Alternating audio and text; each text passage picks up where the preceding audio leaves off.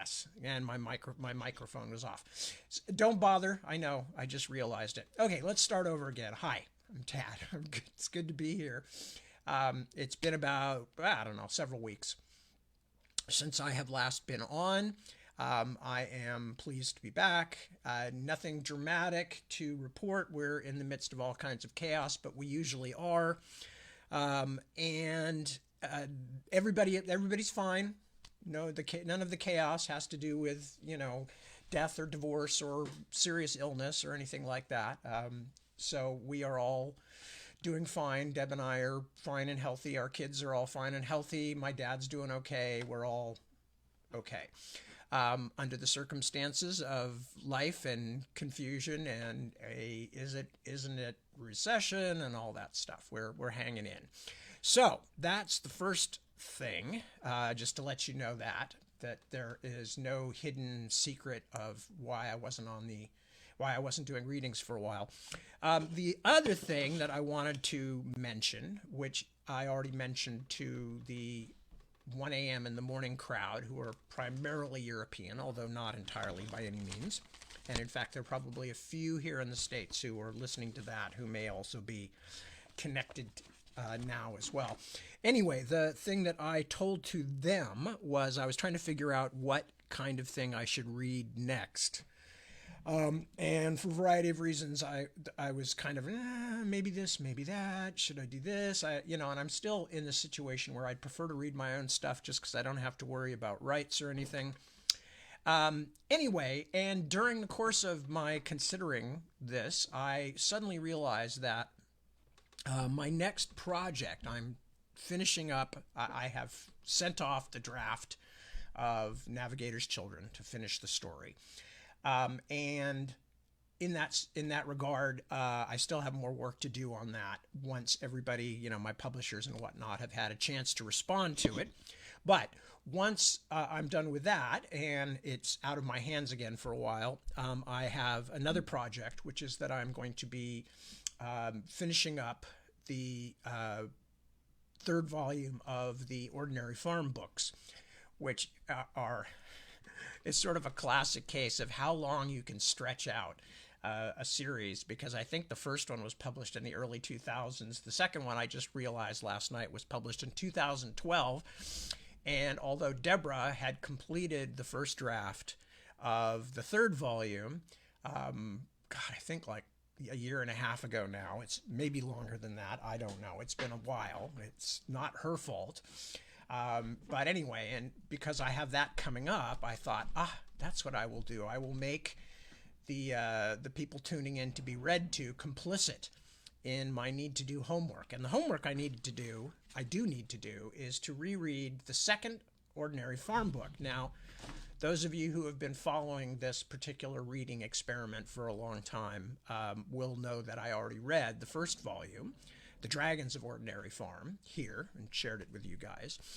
And so what I am doing now is reading the second Ordinary Farm book, and I will do that until it's finished, and then we'll see what happens next. But again, I need to do this, so I figured, okay, that's a good way to drive myself through, because I'll be honest with you, it's not my favorite thing to do, to reread my own work. It really isn't. But it's better to read it to people than it is to have to just sit there reading it like it was a textbook and making notes and things like that. So I figured I would drag you all with me into the hell that is reading my own work. Although in this case, it is my own and Deborah's work. For those of you who for some reason don't know, and I think most of you are pretty familiar with this by now, Deborah is, of course, besides being a well-known British publisher and a talented person in her own right, is also married to me, her maybe only major mistake in life. And she has been working with me on the Ordinary Farm books since the beginning. So that's what's going on. So I'm going to read the second Ordinary Farm book. Before that, what am I going to do? I'm just going to tell you what we've been going through the last few weeks, just to give you an idea. Like many of you out there, especially since we're going to be dealing with a lot of the U.S. listeners tonight, we have been in the midst of weather hell, which is happening in many, many places, and far worse in other places than for us, to be perfectly fair, we have not had any tornadoes. We have had some 80 and 90 mile an hour winds. We had, trees go down. We lost power. We lost our internet service for several days. We had all that kind of stuff. But basically, we're okay. We're all fine. In fact, I was saying last night that the main bad effect has been that continuous rain just makes the large dog, who is really nervous about rain, very hard to live with. So we have a small dog who's epileptic and went through several days of kind of being on the edge of having a fit, but he's medicated now, so he doesn't ever quite go over the edge, even when he's at his worst. That makes the big dog nervous. The little dog being that way makes him nervous, and all of the reactions that the small dog has when he is fitty, as we call it, make big dog Johnny very nervous. If Walter is under the covers and somebody touches him, he lets out this yelp that sounds like you just went for him with a heated curling iron or something, just this shriek. And that's just from accidentally coming into contact with him under a blanket. Now he's only about this big. He's tiny. He's a tiny little dog. So it's really hard to even know where he is until you touch him accidentally. And if he's in this frame of mind, he lets out these terrible shrieks. And the big dog immediately leaves the room. If he can, he leaves the house and goes out and sulks in the backyard because it makes him really tense. But also the mere sound of rain or wind or, God forbid, thunder also makes Johnny crazy. And that's when he has to come over, 3, 4 in the morning, the rain starts, and Johnny has to come over and smack me on the head repeatedly with his big old paw to let me know that the rain is falling and I should do something about it. So that's what is going on, has been going on for a lot of the last couple of weeks. We are currently in the opposite of a trough, whatever you call that. We are having a few days of no rain, and which is good. Lets things dry. Those of you who live in California with me know that the one thing Californians always say whenever there's a rain, even a heavy rainstorm, is like, well, but we need it. We need it because, of course, California has been in drought for much of my lifetime. In fact, not so much up here where we live, but all over the state, generally drought. We finally have filled the reservoirs. We've had so much rain this year. And as a result, Californians, all my Californian acquaintances and friends are all saying, instead of, but we need the rain, they're saying, I know we need the rain, but by God, I am sick of it. And that's kind of where we're all at. But if you think you're sick of it, you should live with a dog who is, whatever the word for that would be. I don't know the Greek word for rain, so I can't make a phobia out of it, but it would be something phobic. And he's very rain phobic, or basically any noise outside the house phobic. So, as I said, thunder, wind, almost anything. So that's what has been going on for us lately. Has been a lot of dog panic and, just the misery of being stuck in the house with the rain beating down like something out of one of Ray Bradbury's science fiction stories where they're on Venus or somewhere and it rains all the time. Which in those days we didn't know as much about Venus, so Bradbury could actually write about it as a kind of an ongoing tropical hell of just constant rain.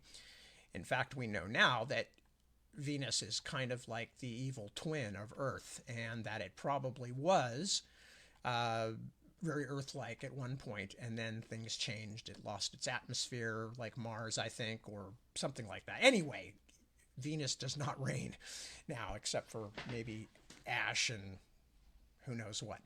Not a pleasant place. Anyway, I have wandered afield a bit, as I often tend to do.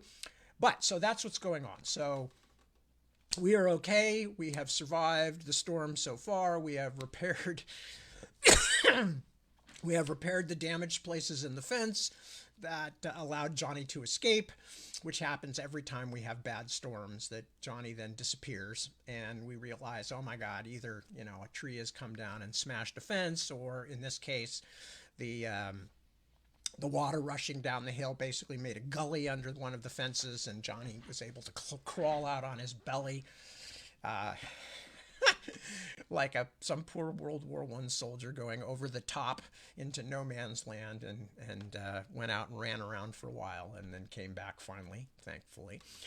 So anyway, that's where I'm at, and I am going to read to you from The Secrets of Ordinary Farm, and then sometime after I finish reading this to you and whatever else we're doing at the time, I will be working on the third volume, which is tentatively titled The Heirs of Ordinary Farm. And again, I hasten to say, my wife Deborah has done her part of the work a long time ago. So this is just down to me and the need to keep cranking on the Ostenard engine. But I'm finally getting to it. So anyway, everything then? Is that everything? I think that's everything. Okay, so before it gets too late, I'm going to start reading. What has happened? Because these are much faster books to read, because big print, short chapters. What has happened so far is that this is the year after the Dragons of Ordinary Farm. So an entire year has gone by. The kids, Tyler and Lucinda, have been in school during the school year. It is now summertime again, and they are returning to Ordinary Farm in the early part of the summer to spend another year with their great uncle Gideon and all of the strange and unusual characters. Actually, that's kind of redundant, isn't it? All of the strange and not somewhat mysterious characters on Ordinary Farm. But what we learned during the first book is that Ordinary Farm has a big secret, and that secret is called the Fault Line. And the Fault Line is a place in a deep underground cavern, because it's built on top of what used to be mines. A deep underground cavern, there's a place where you can actually get into it and get to different places in time. And that the animals of Ordinary Farm, which are not the kind of normal animals you'd expect, but things like dragons and unicorns and stuff like that, have all been brought back out of time, out of the time when they were actually real, as well as most of the people on Ordinary Farm, who all are people out of time also. And that Gideon apparently took these people when they were going to die in the real world so as not to disrupt the time stream, and saved them and brought them back. So the people who work at Ordinary Farm are people from different ages in history that were brought back as part of the collecting trips where the animals were brought back. We're going to find out more in this book about why Gideon was collecting creatures from different times in history using the Fault Line. But anyway, so in the first couple of chapters we read, the kids arrived at Ordinary Farm. We find that Mrs. Needle, who the kids know is a witch, basically, who was saved from being burned at the stake back in 16th century England, I believe, maybe 17th century, and her son Colin, who was born here because she was pregnant when she was rescued, are still problematic for the kids and for what they consider to be the good of Ordinary Farm. And that, meanwhile, Gideon, because of the things that happen in the first book, which will be related as we go along, so I won't spend too much time talking about them, Gideon has added a huge amount of security procedures to the farm, including fences all around it, and a double fence, and closed circuit television, and all kinds of things. And so that's what's been going on. And then in the last chapter, I believe it was, Lucinda's finally gotten to see the dragons for the first time. The big mother dragon, Meseret, her baby dragon that was born at the end of the first book, who's named Desta. And we have not yet seen Alamu, but Alamu is the male dragon who has escaped back during the first book, and is just kind of roams around the valley, the fortunately isolated valley, where the farm is located.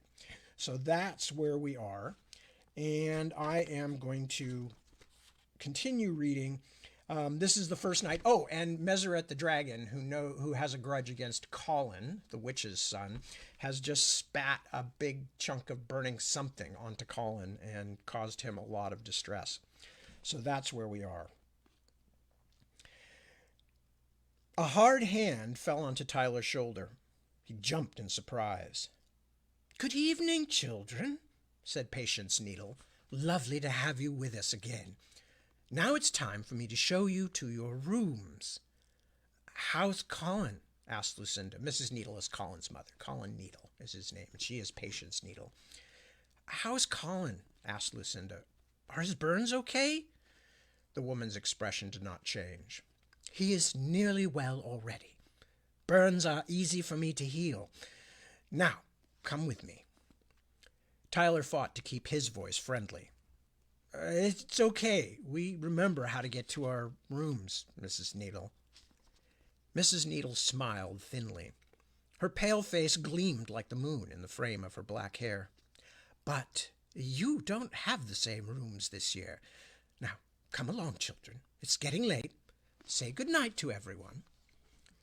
The main house at Ordinary Farm was a labyrinth of wooden floors, dusty, faded carpets, flickering light bulbs in empty halls, and countless locked doors. But it was clear that Mrs. Needle was indeed leading them somewhere different from where they had slept last year. For long moments she glided before them like an apparition, holding a battery-operated storm lamp, then stopped at last in a corridor Tyler didn't recognize. Here you are, children. Isn't this in your part of the house? Lucinda asked. Yes, Lucinda, the housekeeper said in her crisp way. It's near my retiring room, my office, as you'd call it. That's why I know you will be comfortable here. Sleep well. Why can't we stay in our old rooms? Tyler asked. Because the decision has been made, she said, her voice less friendly than before. I can keep a closer eye. I can take better care of you here. The assigned bedrooms stood side by side, and both looked out over what was perhaps a courtyard. It was too dark now to tell for sure, although one thing Tyler could make out was that they were several floors above the ground. Mrs. Needle snapped on the overhead light in first one room and then the next, revealing both to have dark wood paneling and flowered wallpaper from another century. The only modern thing in either room were the children's suitcases, apparently brought up earlier. Get ready for bed now, the Englishwoman said. It is late. Tyler brushed his teeth and returned to his room. He wasn't thrilled about having to change rooms. It had been hard enough to learn his way around the ever-confusing farmhouse the first time, but he was too tired and too full to worry about it. He was just thinking about wandering over to Lucinda's room to discuss this eventful first day when he heard the lock in his door click. By the time he had jumped up and run to it, he could hear Lucinda thumping on her own door in surprise and protest. Tyler rattled the knob, but it wouldn't turn, and the door wouldn't budge. The witch had locked them in. Okay, and before I continue, I realize I haven't said hello to any of the people here, but I don't know that I can list them all, so I'll just say hello to a few that I can see who have the early commenters, and apologies to you later commenters, but the way things are set up at the moment, I cannot see the comments while I'm online doing this.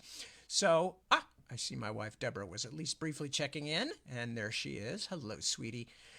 Chris, good to see you. Tracy, hello. Ron the faithful, Ron the helpful, Ron the absolutely, what's the word I'm looking for? Irreplaceable. Becky, hello, Becky, good to see you. Angie, a pleasure. Tash, hello, nice to see you too. Jeremy again, hello, Jeremy, glad you're back. Medardo, hello, Medardo, bienvenidos. Y a todos, you and everybody else who might be listening in. Ruby, good to see you.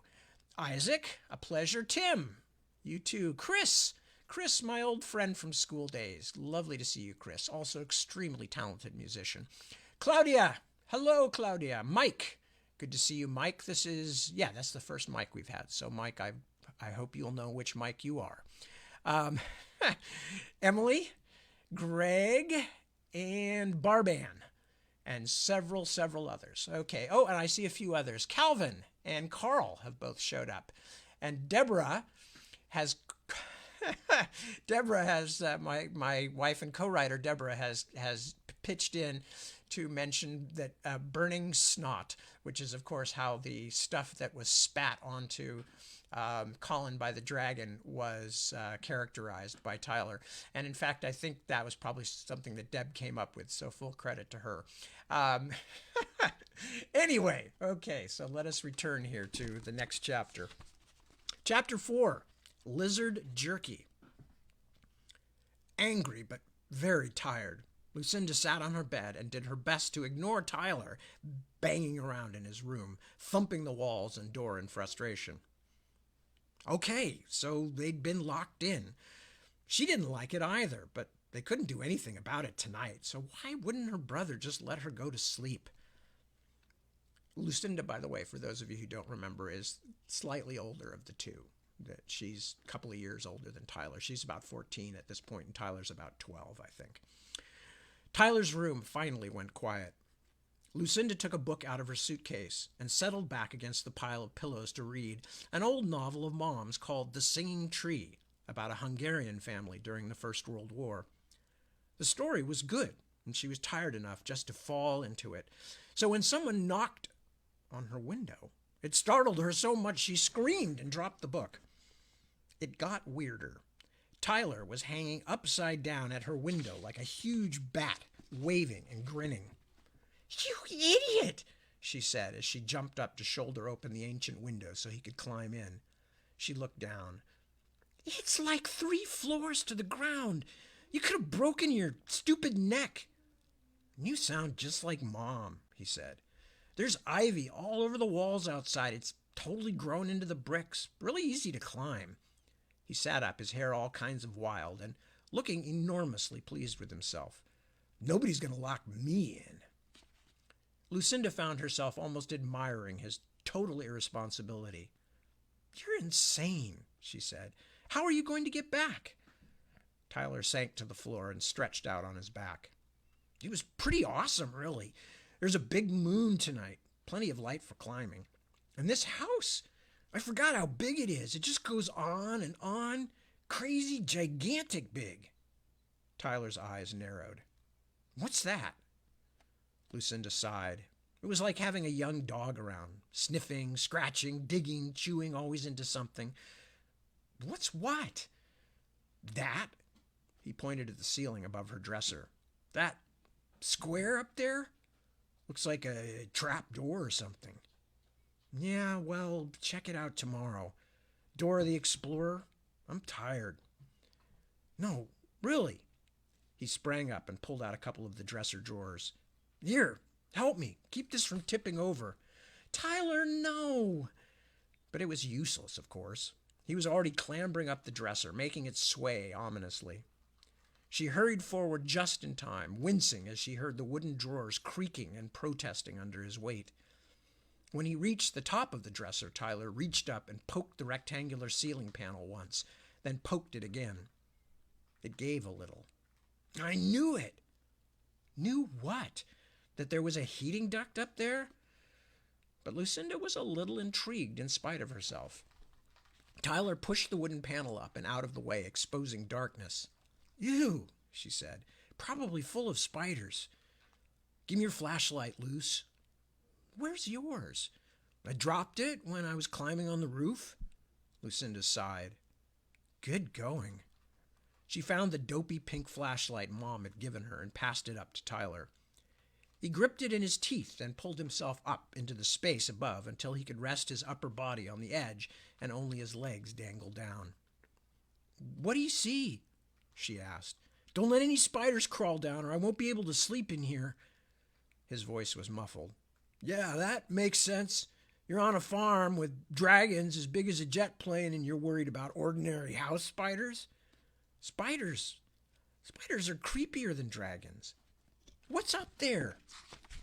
"Mostly heating pipes or something. And insulation and empty boxes." He sounded disappointed as he rattled things around. "Don't make so much noise," she hissed up into the dry, old-smelling air above her head. Tyler's face appeared in the opening. "It's a big space, Luce. An attic?" He vanished, returned to his inspection. A long moment passed. Wow. Actually, there's a lot of stuff stacked right behind that heating pipe thing over there. He fell silent. Lucinda listened for long moments, heart pounding. He was doing a good job of being quiet. Too good. Tyler? She called. I found a cool looking box up here, Luce. It's like wood and it's got labels all over it. What do you mean, labels? You know, like someone sent it from far away? Come stand under the hole and help me get it down. Despite her very strong desire not to handle anything that might have spider webs on it, Lucinda got on a chair and reached up, squinting her eyes in case anything jumped off at her. The box, when Tyler slid it down, was smaller and less heavy than she'd expected, about the size of an overnight bag made out of pale, thick wood with rusted metal corners. Lucinda just managed to avoid getting scratched by the metal as she took it. Tyler jumped down. What is it? There were labels all over it. The labels were in English, but the names all looked very exotic. The sender seemed to be someone named Koto, Koto. Lucinda couldn't even guess what kind of name that was. Wow, look at this label, Tyler said. This box came from Madagascar. He pulled his knife out of his pocket. Swiss Army, to the rescue! He began hacking through the thin metal bands that held the box closed. Don't cut yourself, she said, but Tyler ignored her. A few moments later, he was prizing up the lid of the small crate. When it popped free, a smell rolled out like nothing Lucinda had ever smelled before, dusty and dark and rotten sweet, confirming every prejudice she had against this venture. Ugh, gross, she gasped. What is that? Don't touch it, Tyler. That was something shriveled and possessed of little legs folded up against a long, dried-out body.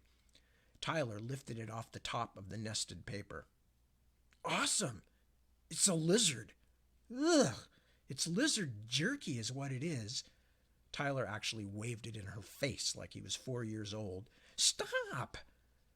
Luckily, the lizard had been dead and dried long enough that it had almost no smell, but Lucinda still didn't want to touch it. She watched as Tyler set it aside and began digging through the scrunched-up paper. The rest of it looks like it's all plants, he said, holding up some kind of bulb with little bits of dry soil still clinging to its tiny roots. And seeds in glass jars?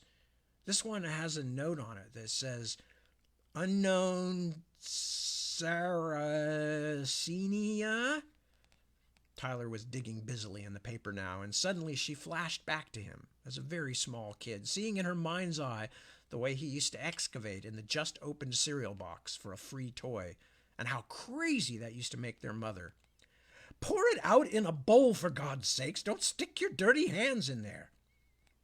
Tyler tossed something at Lucinda, a bundle of letters held together with an old rubber band that broke into pieces as she grabbed for the letters. They scattered all over the floor. Clumsy, said Tyler, which made Lucinda fume. She picked one up and was startled by what was written on it. Dr. Grace Goldring, she said.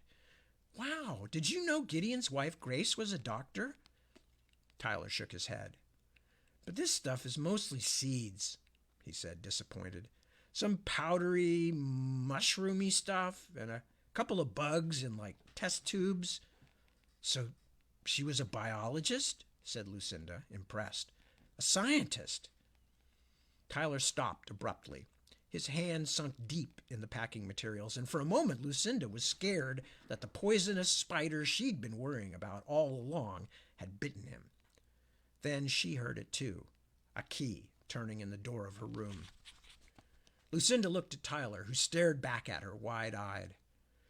Just a minute, Lucinda shouted. Don't come in. Tyler was shoving everything he'd pulled out back into the wooden crate. Lucinda frantically tried to gather up the letters, dropping several in her haste, but there was no time.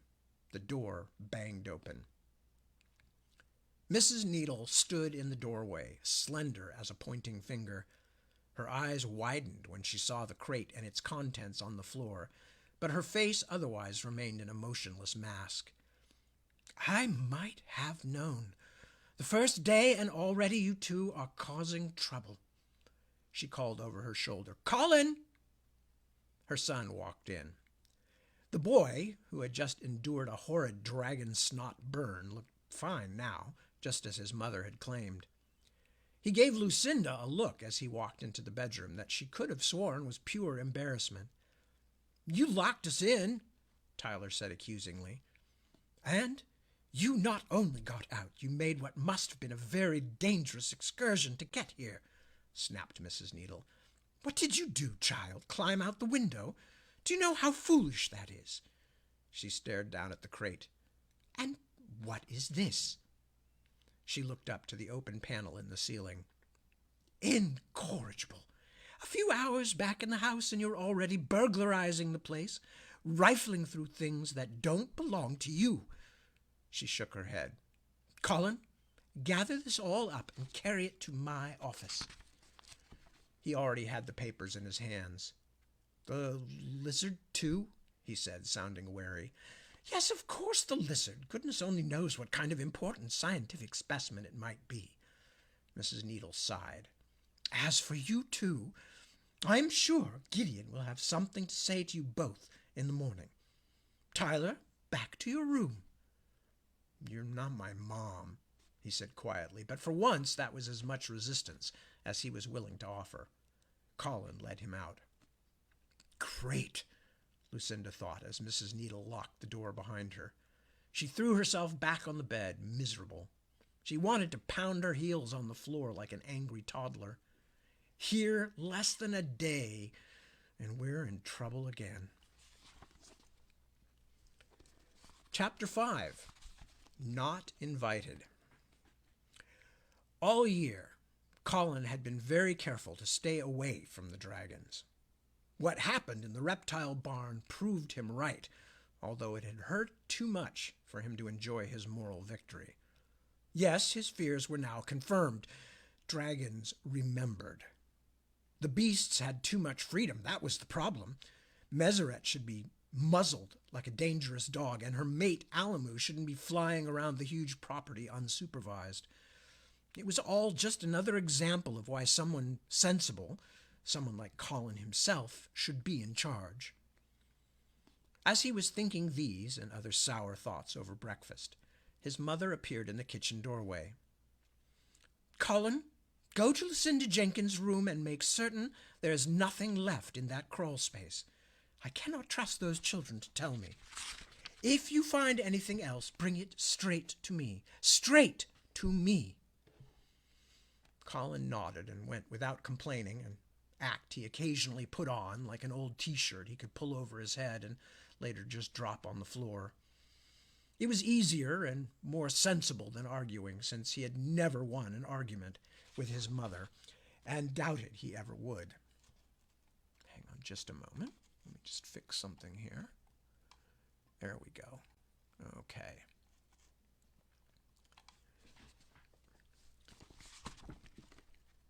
It was easier and more sensible than arguing, since he had never won an argument with his mother and doubted he ever would. Lucinda's room was empty of Jenkins' kids, which was a relief.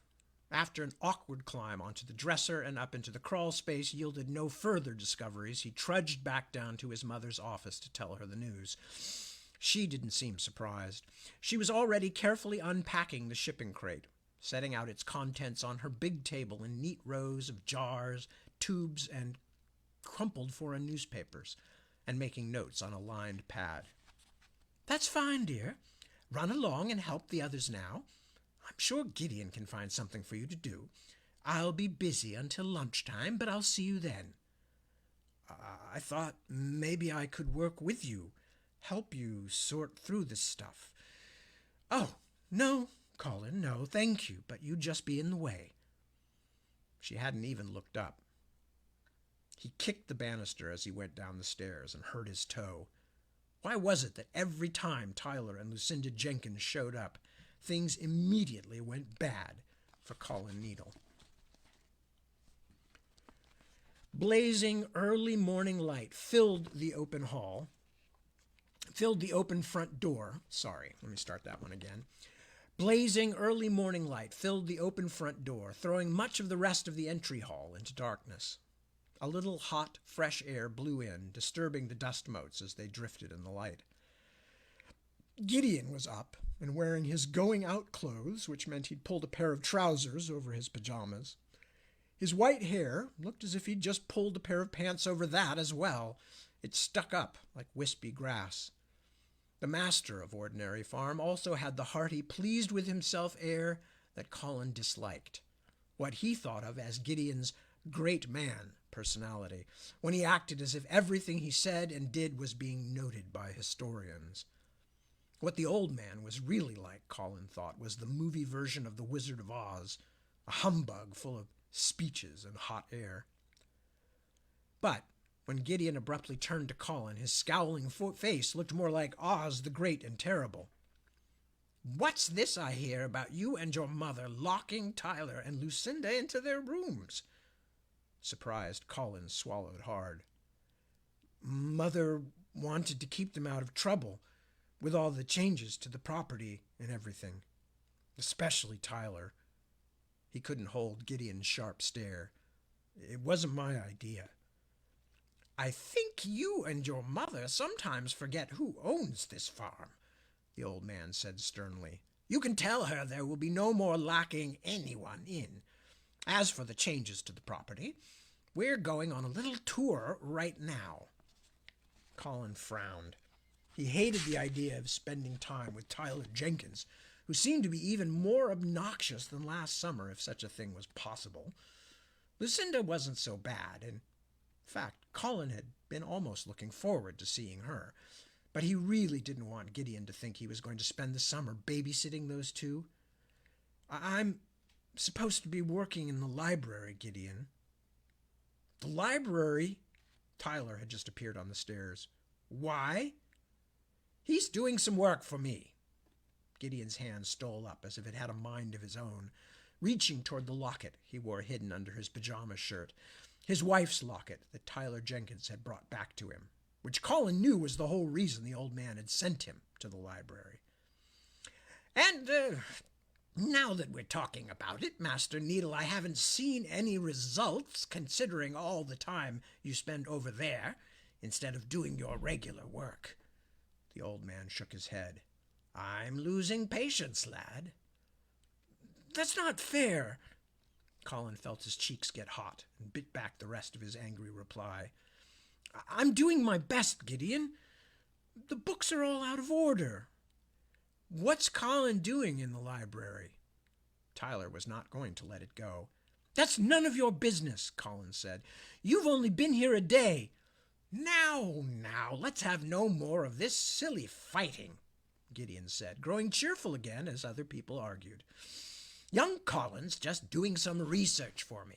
You'll hear about it later. Right now, we have a tour to take." "Can we see the unicorns?" Lucinda asked, arriving. "And Meseret and Desta again?" Gideon laughed. "Maybe, if there's time. Come along, everyone. I want to show you some of the features we've added since last summer. You might call it the new, improved Ordinary Farm." "But, Gideon, what about my work?" Colin asked. The master of the house looked at him without much kindness. "You might as well get to it, lad. I wasn't inviting you to join us." He led them out, leaving Colin Needle alone in the entry hall, with his face red, smarting as if someone had slapped him. Chapter 6. A Dozen Orange Eyes.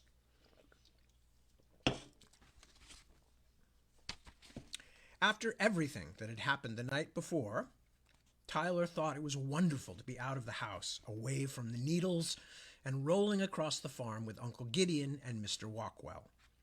They picked up Haneb outside the sick barn.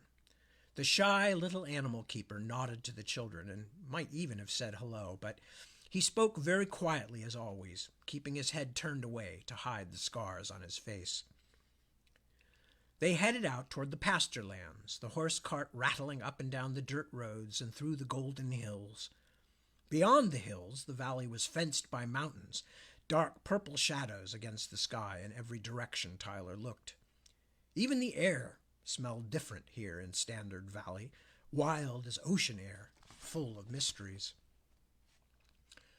As Lucinda had requested, their first stop was the unicorn pasture, where they found Ragnar already pouring feed into a huge trough. He summoned the animals with 3 loud whistles, and they appeared over the rise less than a minute later, a spiky, thunderous cloud of dust and horns. Tyler, Lucinda, and Gideon sat watching from the cart while the Norseman, Mr. Walkwell, and Haneb worked with the creatures. A unicorn foal was corralled and given a shot of antibiotics. Several others had their delicate hooves inspected, cleaned, and trimmed. Shy, scarred Haneb gently felt the stomach of one skittish, expectant mother.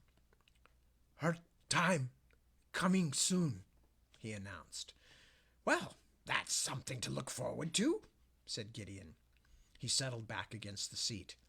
"Ah, what a fine day! This is heavenly." Lucinda said, "Can we go see the dragons next?" He frowned. "I told you, we'll see. First, we truly do have to talk about security, if only for your safety. You've seen how hard we've been working to improve things since you were last here. Many things have changed." "How many fences are there now?" Tyler asked. "And are all of them, electrified?" "There are 3, Gideon said. "One around the very outside of the property, one around the main buildings, and one just around the house itself." "How come so many?" What Tyler really wanted to see was what would happen if someone tried to climb over one, but he felt sadly sure that wouldn't be a part of any demonstration. "It will be easier to explain once you see the rest of our precautions," Gideon told them, his good spirits returning. "And it was all possible because of that money Stillman left here last year. $500,000! Even if he's a billionaire, I bet that still hurt." The old man let out a sudden cackle. "I'll bet he's kicking himself. He tried to ruin me, but it only made me stronger." "Has he tried to do anything else since then?" said Tyler. "He never stopped," his great-uncle growled. "He seems to have a new plan every week. Right now he's trying to buy all the properties along the border of Ordinary Farm, throwing money at my neighbors like the soulless pig that he truly is. He wants to surround me. Do you wonder I'm trying to protect the farm?" As the wagon creaked and bumped back toward the center of the property, where they could again see the jumbled silhouette of the farmhouse, Tyler found himself coming back again and again to Uncle Gideon and Colin Needle. What was Colin doing in the library for the old man? It hit him just as they made their way past a row of huts that might once have been workers' cabins. "The necklace," he thought. "He's wearing Grace's necklace. And where did I tell him I found it? The library." Which was partly true. He had not told his great-uncle the rest of the story, how he had been given the locket by a woman Tyler was certain had to be Grace Goldring herself, a woman lost in a strange backward version of Ordinary Farm on the far side of a magical washstand mirror Tyler and Lucinda had found in a little room off the library. Gideon's got Colin trying to figure out how Grace's necklace got into the library. Tyler doubted Colin would ever guess what had really happened, but knowing that the pale, unpleasant boy had been given free run of the library bothered Tyler a lot. Gideon cleared his throat as they reached a little wooden bridge over the stream that ran through this part of the property, only a few hundred yards from the house itself. "Now," he said, pointing at the water, "I know you've seen this before, but do you know what it's called? It's Coomish Creek. That's an Indian name. Of course, the creek recedes a bit as the summer goes on, but even in mid-August it's more than wide and deep enough for a man to go down the middle in a canoe or even swim in it. It runs all the way from the hills outside of the valley almost to our farmhouse door. Why don't you just make it run through a pipe or something? Tyler asked. Gideon scowled. Oh, Lord, what would I ever do without children to point out the obvious? Because, boy, if we meddle with the creek, it might flood the fault line chamber, which is just a few hundred yards away. Over there. So we had to find another way to defend it. With Tyler smarting a little at his great-uncle's rebuke, the cart rolled on over the little bridge before Mr. Walkwell pulled it off the road and reined up. They could see the dark water better now that the sun was behind them. The creek was muddy green and brown, with bumps of light in it where it splashed over rounded, multicolored stones, and was surprisingly noisy. "It's all the spring rain," said Gideon as they pulled to a stop. "We've had a wet year." The cart had come to a halt under some leaning alders, just at a point where the earth turned to shale and reedy grasses. "So here is our first new line of defense." Tyler stared out across the reeds to the river. "I don't see anything." "Don't worry, you will." Lucinda let out a little moan of worry beside him. Not unless we tell them we are here, Gideon," said Mr. Walkwell. "Ah, of course. Silly of me. Do the honors, will you, Simos?" Mr. Walkwell bent down and found a large rock that Tyler would have had trouble even lifting, then flicked it with one hand into the river, where it disappeared with a loud blurp. "You see," Gideon said, "even if they're half a mile away, they feel the vibrations, even with as strong a current as the Kumish has. I think they must have some kind of special gland. Platypuses do, and the two species are related."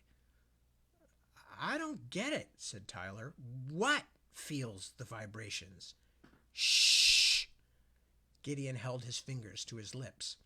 He pointed toward the far side of the river where something was making the tall reeds shiver and bend. Whatever it was slipped into the water without ever once showing itself clearly, then could be seen moving beneath the surface, quickly and silently. It was very large. "Here it comes." Lucinda's fingers were gripping Tyler's sleeve. "Uncle Gideon," she said, "you're scaring me." "Oh, I'm sorry, child." He didn't sound like it. "I am just very proud of them. They're creatures right out of Aboriginal myth. Bunyips." "Bunyips?" said Tyler with a snort of laughter. "That sounds like some kind of Japanese kiddie anime." "Don't sass me, boy, and don't take these creatures lightly." Gideon's anger was as swift as a summer storm. A moment later he had recovered himself again. "Yes, bunyips. I suppose it is a funny name. Legendary swamp demons, but they're quite real. From Australia.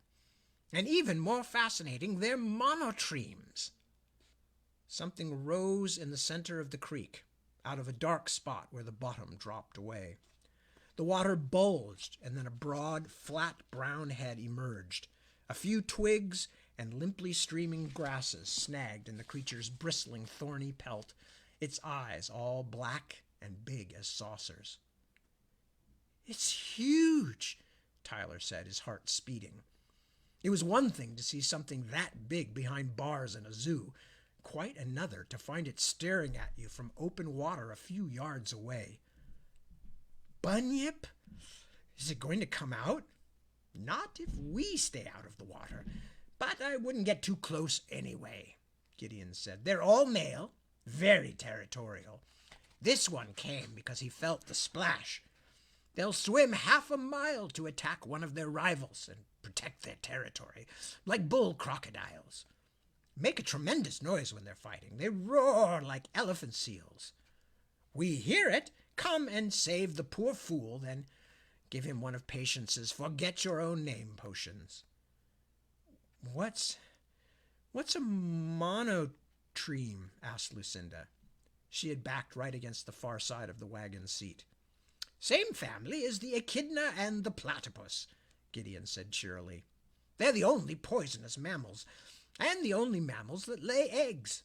Very weird critters, But my bunyip was 100 times bigger than any modern monotremes and has been extinct for thousands and thousands of years. For just a moment, the thing in the river splashed upward instead of sideways, rising a little way out of the water. Lucinda gave a shriek of dismay, and Tyler jumped in alarm, too. The creature was as big as a hippo, but shaggy or maybe prickly. Tyler thought its silhouette looked a little like a giant porcupine, and its blunt, huge-eyed head ended in a short trunk with wiggling fingers at the end, like a snout on a star-nosed mole. The bunyip slid back into the water, a large flat island, rippling its way back across the river to disappear into the crackling reeds. "Wow," Tyler said. "You bet," agreed Gideon, smiling broadly. "Don't you feel safer just looking at that magnificent animal?" They left the creek behind, following the line of the innermost fence away from the farmhouse. Mr. Walkwell, who as usual had not said 20 words all morning, suddenly narrowed his ageless brown eyes and said sternly to Tyler and Lucinda, "You must behave now, children. Remember there are beasts on this farm who can repay impatience with blood or even death." "I know," said Tyler. "We just saw one, right?" Mr. Walkwell went on as if Tyler hadn't spoken. "Hear me. No games. Where do we go next, Tyler Jenkins?" "Hey," said Tyler, "I'm all grown up now." Mr. Walkwell made a noise that Tyler couldn't quite convince himself was a grunt of agreement. Lucinda's face had gone quite pale.